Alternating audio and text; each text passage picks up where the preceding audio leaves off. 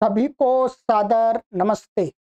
सनातन वैदिक धर्म YouTube channel में आप सभी का हार्दिक अभिनंदन। मित्रों, आज मैं आपके समक्ष एक विषय लेकर के आया हूं, विवाह संबंधी है।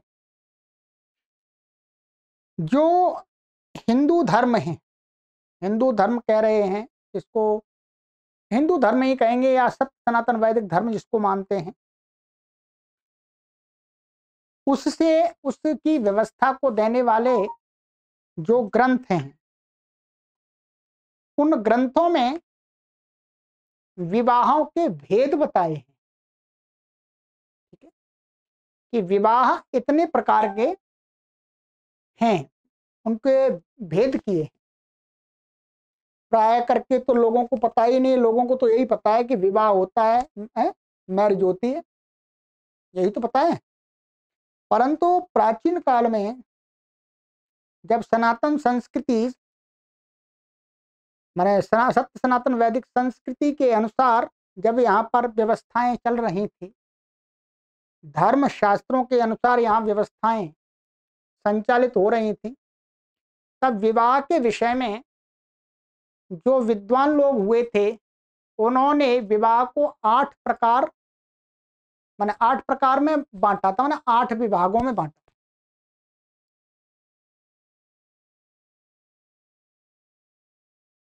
और ये बात प्राय करके जो हिंदू धर्म वाले लोग हैं, उनमें से शायद बहुत कम लोगों को, हम 1% भी नहीं कह सकते, 1% क्या मानिएगा, अभी 100 करोड़ हिंदू हैं, 100 करोड़ हिंदुओं में से मुझे लगता है ज्यादा से ज्यादा 10,000 हिंदुओं को पता होगी ये बात कि विवाह भी 8 प्रकार के होते हैं। वैसे तो बाकी तो लोगों को यही पता होगा कि विवाह तो विवाह होता है, ये विवाह ने शादी है, मैरिज। आइएगा उस पर ही चर्चा कर लेते हैं। इस धर्म व्यवस्था को देने वाला जो ग्रंथ है वो मनुस्मृति है, और भी अन्य स्मृतियां हैं। मनुस्मृति में ऐसा 8 प्रकार के विवाह बताए कि समाज में मनुष्य 8 प्रकार के विवाह कर लेता है। ठीक, भेद इसलिए बताए उसमें कि इस प्रकार का विवाह अच्छा है, इस प्रकार का विवाह मध्यम कोटि का है, इस प्रकार का विवाह निम्न कोटि का है। तो यहां पर श्लोक आता है, ब्रह्मो वैवस्व तथैवार्षः प्राजापत्यस्तथा सुरः गांधर्वो राक्षसश्चैव पैशाश्चाष्टमोद्धमः। 8 प्रकार के विवाह है, नाम मैं आपको यहां लिख देता हूं।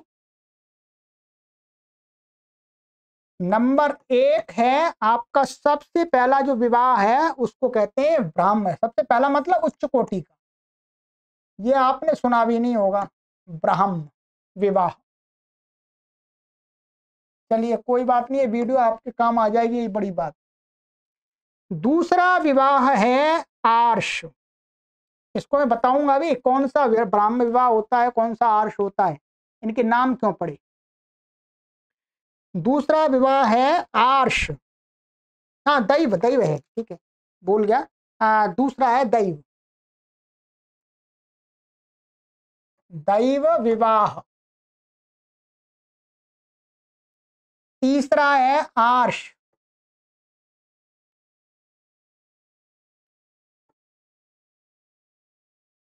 ठीक है। और चौथा है प्राजापत्य, है प्राजापत्य विवाह।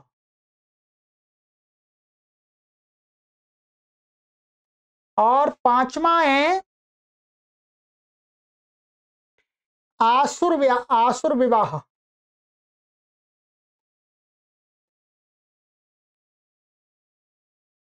ठीक है।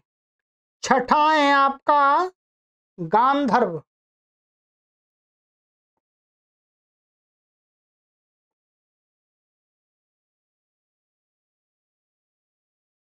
ठीक है। और 7वां है आपका राक्षस विवाह।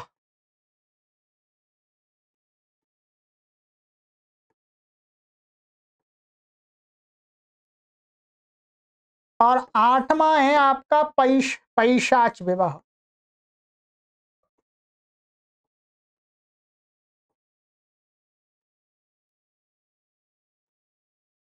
ठीक है जी। ये आपको दिख रहे होंगे, इन जूम कर देता हूं मैं, आप देखेंगे। ये 8 प्रकार के विवाह हैं। अब क्रमशः इनको एक समझ लेते हैं। ब्राह्म विवाह क्या होता है?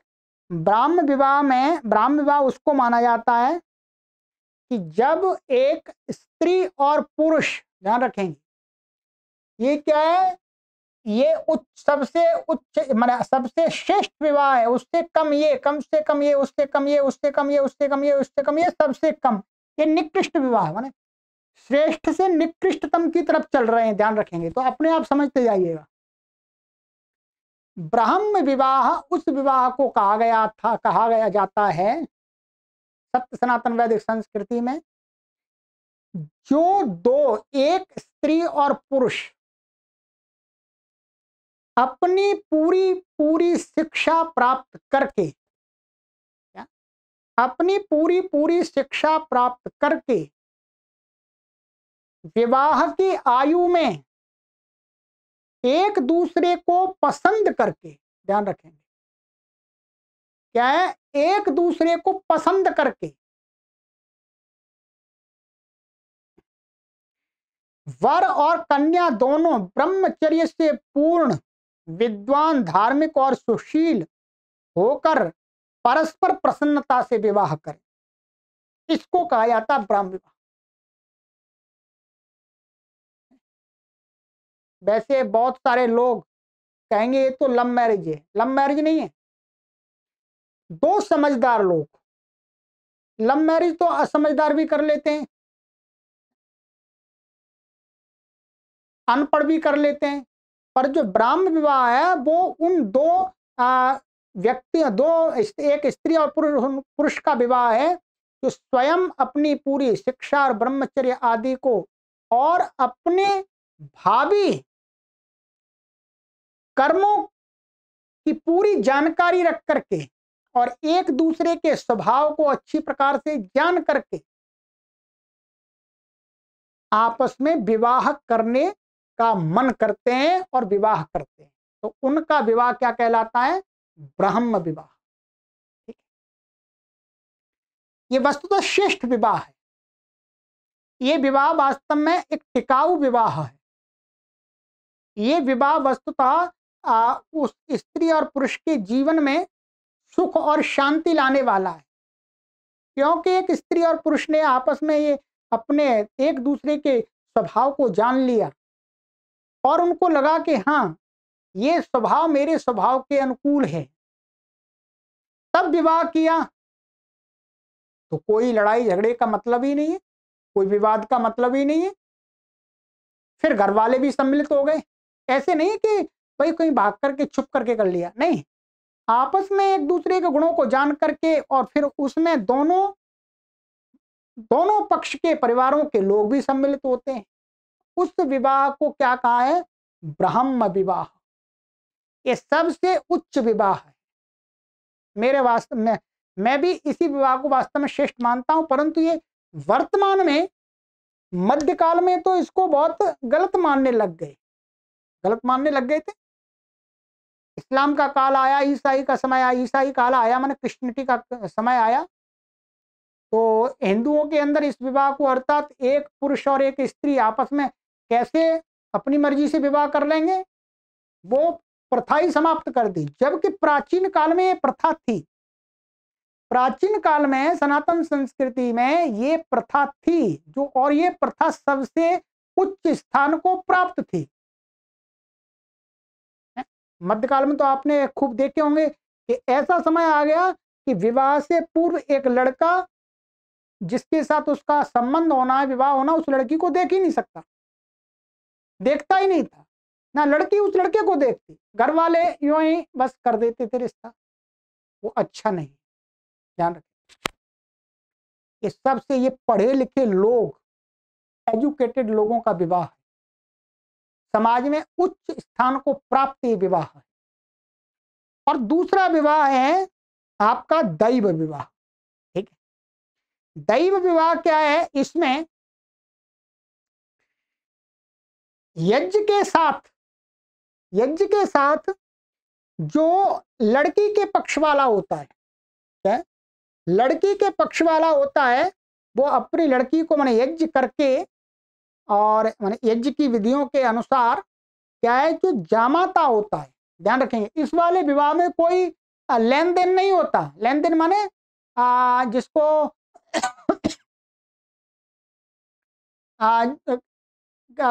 कहते हैं कि भाई मांग, डिमांड होती है, 10 लाख चाहिए, 20 लाख चाहिए, ऐसी कोई डिमांड नहीं होती। कि स्वेच्छा से एक दूसरे को पसंद करके विवाह करते हैं, कोई मांग नहीं रखते कि लड़की के पक्ष वाला इतना दहेज दे, है? ऐसा कोई डिमांड नहीं होती। इस वाले पक्ष में क्या होता है, इस वाले दैव विवाह में जो लड़की का पिता होता है, लड़की के पक्ष वाला होता है, वो यज्ञादि कर्मों के साथ में अपनी लड़की को अलंकार युक्त माने बहुत सारे गहने आदि पहना करके, गहने आदि पहना करके कन्या को देता है। ये मानिएगा गहने आदि के साथ में सामान सट्टा भी देता है। तो ये हो गया दैव विवाह, जिसमें हम कह सकते हैं थोड़ा दहेज भी आ जाता है। दहेज ऊपर वाला दहेज मुक्त विवाह है, बस एक लड़का और लड़की आपस में एक दूसरे के गुणों को जान करके विवाह करते हैं।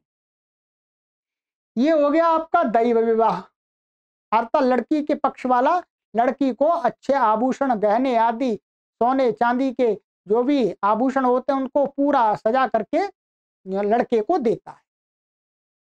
इसमें पसंद करने वाली कोई बात नहीं होती है। लड़की के घर वालों ने पसंद कर लिया लड़कों को, लड़के को छुट्टी, बस। तो ये उससे निम्न कोटि का विवाह है, जैसा कि वर्तमान में दिखाई देता है। और इसके बाद में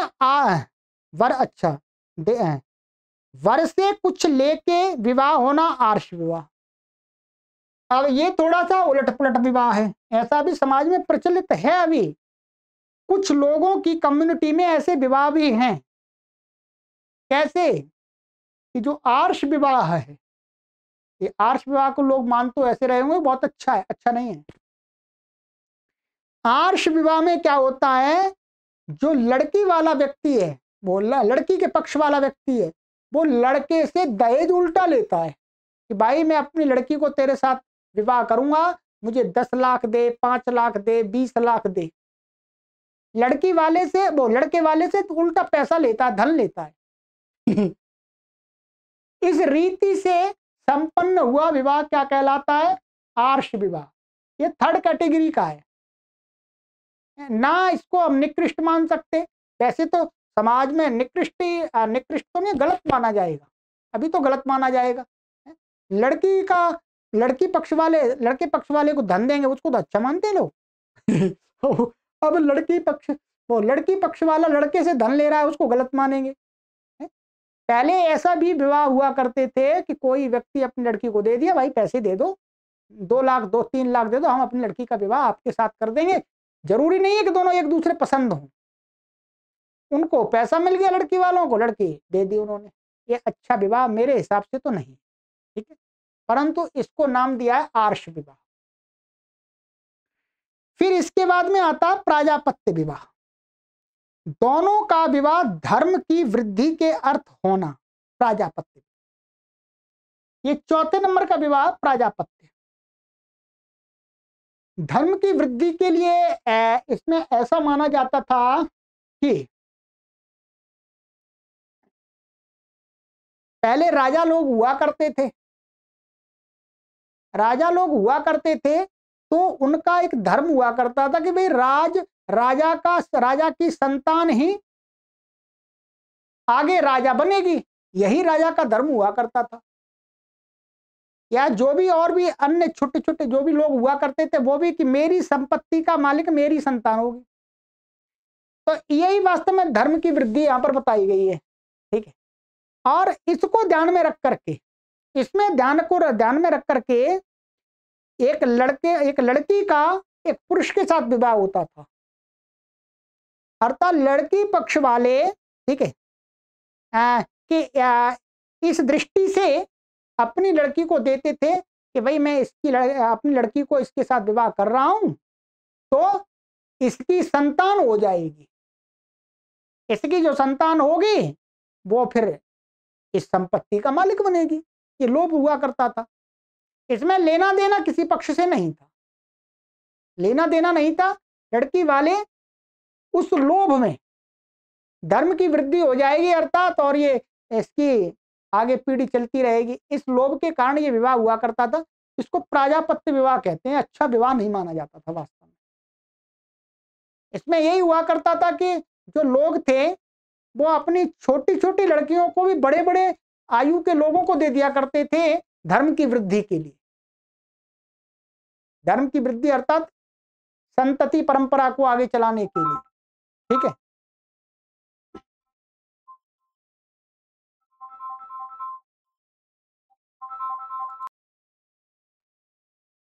तो ये हो गया। और अब है आसुर विवाह। आसुर विवाह क्या होता है? ये तो सुनने में भी थोड़ा सा गलती लगता है परंतु है भी है। आसुर विवाह होता है कि वर और कन्या को कुछ दे के विवाह करना, ठीक है। इसमें क्या होता है, वर को भी कुछ दिया जाता है और कन्या को भी दिया जाता है। अर्थात ये इस प्रकार से प्रतीत होता है कि कोई निर्धन कन्या निर्धन वर, उन दोनों का विवाह समाज कर देता है। उनकी आगे की गृहस्थी चलाने के लिए, कुछ व्यवस्था बनाने के लिए समाज उनको दान दे देता है कुछ।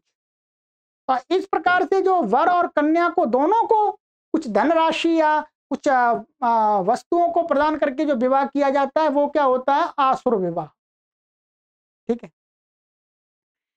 और इसके आगे है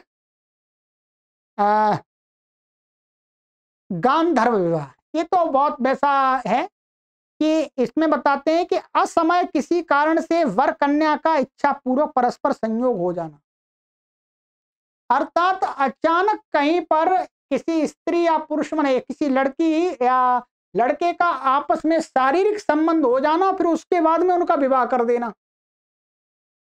ये जो विवाह होगा, ठीक, जैसे कि आजकल ऐसे मैटर बहुत सारे मिल जाते हैं ठीक है। तो अर्थात लोगों को पता लगा कि भाई इन्होंने तो शारीरिक संबंध बना लिए बिना किसी व्यवस्था के अनुसार, तो फिर समाज उनका विवाह कर देता, भाई करो विवाह। तो इस प्रकार के विवाह को इन्होंने कहा ये गांधर्व विवाह, ठीक है। और इस प्रकार का पहले कई विवाह हुए हैं। जो शकुंतला का विवाह भी ऐसा ही विवाह था वास्तव में। क्या शकुंतला का विवाह भी ऐसा ही विवाह था। प्राचीन काल में राजा लोग भी ऐसे ही कर लेते थे, ठीक है। कहीं घूमने गए, ठीक है, कोई उनको कन्या पसंद आ गई तो उसके साथ अपना शारीरिक संबंध बना लिया, फिर विवाह कर लिया। तो ये गांधर्व विवाह के अंतर्गत आते हैं। अब आते हैं राक्षस विवाह। राक्षस विवाह में बताते हैं कि युद्ध में, माने युद्ध में जीत करके लाई हुई किसी लड़की या स्त्री से विवाह करना, ठीक है। लड़ाई करके अथवा बलात्कार, कहते बलात्कार करके, छीन झपट व कपट से, माने कपट से अर्थात बहका करके किसी कन्या को ला करके ग्रहण करना, उसको अपने साथ में रखना, इस प्रकार के विवाह को कहा है राक्षस विवाह। ये तो वास्तव में राक्षसी विवाह। और पैशाच विवाह, पैशाच विवाह को बताते हैं कि शयन अथवा मद्य आदि पी हुई पागल कन्या से बलात्कार मन शारीरिक संबंध बनाना, इस प्रकार के विवाह को रखा है। विवाह वास्तव में ये करना नहीं है, केवल शारीरिक संबंध कर लेना, माने ये बहुत ही गलत है, नीच प्रवृत्ति है। कोई कन्या है, कोई स्त्री है जो क्या सो रही है, अथवा कुछ मद्य आदि के नशे में मद्य आदि उसको पिला करके, को बेहोश करके उसके साथ बलात्कार आदि करना, ये क्या है? विवाह, पैशाच विवाह। अब यहां पर सब में विवाह विवाह शब्द जोड़ा गया है, ध्यान रखेंगे। अब आप कहेंगे कि विवाह विवाह शब्द तो बहुत अच्छा अर्थ वाला है। वस्तुतः यहां पर जो सभी विवाह शब्द, यो विवाह शब्द का ये यहां पर अर्थ आ रहा है कि इस प्रकार से एक स्त्री और पुरुष का जो संबंध होता है, शारीरिक संबंध के लिए जो प्रक्रिया चलती है, उस प्रक्रिया को यहाँ विवाह शब्द से कहा गया है। वैसे विवाह शब्द का तो वस्तुतः अच्छा अर्थ है, अकेले विवाह शब्द का, परंतु यहां पर जब लगेगा तो विवाह का मतलब यही है, स्त्री पुरुष का संबंध। ठीक है, तो ये 8 प्रकार के विवाह बताए हैं। मैं सबसे श्रेष्ठ इनमें मानता हूं जो ऊपर वाला है, जिसको मनु महाराज जी ने भी माना, और आज की जनता भी उसी विवाह को अच्छा स्वीकार करती है कि एक पढ़ी लड़की और एक पढ़ा लड़का आपस में एक दूसरे को जान करके समझ करके जो विवाह करें, वो विवाह टिकाऊ होता है, सुखद होता है, शांतिमय होता है। उसके अलावा दैव विवाह, आर्ष विवाह, ये भी कुछ चल सकते हैं, प्राजापत्य भी चल सकता है। ये 3 तो चार तो बिल्कुल ही निकृष्ट हैं। तो अब धीरे धीरे समाज वास्तव में इस विवाह की ओर जा रहा है। आज जो अधिक विवाह होते हैं उनमें माता पिता की सहमति के साथ में जिनका विवाह होना, उनकी सहमति भी परम आवश्यक हुआ करती है। इन विवाहों में लड़की लड़के की सहमति नहीं होती, इनमें तो दूसरे लोग ही करते हैं। ठीक है, चलिएगा, तो हम वास्तव में सनातन संस्कृति में जो श्रेष्ठ विवाह है, उस श्रेष्ठ विवाह की पद्धति को अपने समाज में अपनाने के लिए भरपूर पुरुषार्थ करें। अपनी संतानों को भी इसी प्रकार के विवाह करने के लिए प्रोत्साहन दें। ठीक है, ये गलत नहीं है, सही है, बिल्कुल सही है। ठीक है, चलिएगा, तो आगे की वीडियो में मिलते हैं कुछ और नया विषय लेकर के। आपको ये जानकारी अच्छी लगी हो तो आगे भी शेयर अवश्य कीजिएगा। सभी को सादर नमस्ते। ओम।